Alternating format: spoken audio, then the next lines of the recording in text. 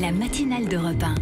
Nikos Aliagas. Et on va partir sur la fiscalité, plus d'impôts. Voilà maintenant qu'on parle de taxer les plus-values immobilières. Qu'est-ce que ça veut dire ? Alors taxer les plus-values immobilières sur la résidence principale. Vous savez, les 3/4 des Français réclament le rétablissement de l'ISF. Comme le gouvernement est contre le rétablissement de l'ISF, du coup, pour répondre quand même à cette demande de justice fiscale, chaque jour, on a une nouvelle idée d'impôt. On est très fertile.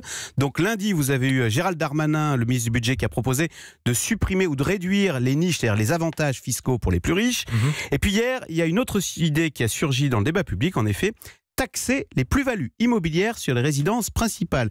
Il faut dire qu'interpellé sur le sujet, Emmanuel Macron a répondu « Ah oui, ce serait une très bonne idée ». Et après tout, c'est vrai.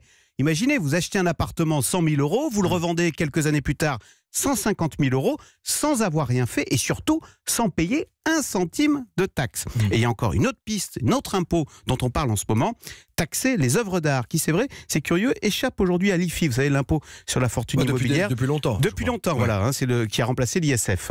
D'accord, mais est-ce que ces idées d'impôts pourraient voir le jour bientôt ? Alors, comme vous l'avez dit, taxer les œuvres d'art, même François Mitterrand y avait renoncé pour préserver le marché de l'art en France.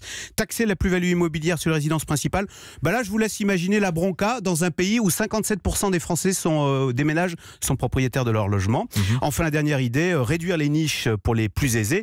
En fait, on s'attaquerait là à l'emploi à domicile et on s'attaquerait là aux classes sup qui ont déjà été bien rincées sous le quinquennat de François Hollande. En même temps, le thème récurrent, on en parle quotidiennement avec Jean-Michel Apathy, c'est la justice fiscale. Les gens veulent une justice, une équité fiscale. Il faut que tout le monde paye. Écoutez, pour satisfaire cette demande légitime de justice fiscale, Nikos, j'ai une autre idée. Plutôt que d'augmenter les impôts pour quelques-uns, on pourrait aussi imaginer de réduire les impôts pour le plus grand nombre. Ouais. Mais bon, vous me direz, c'est pas la France.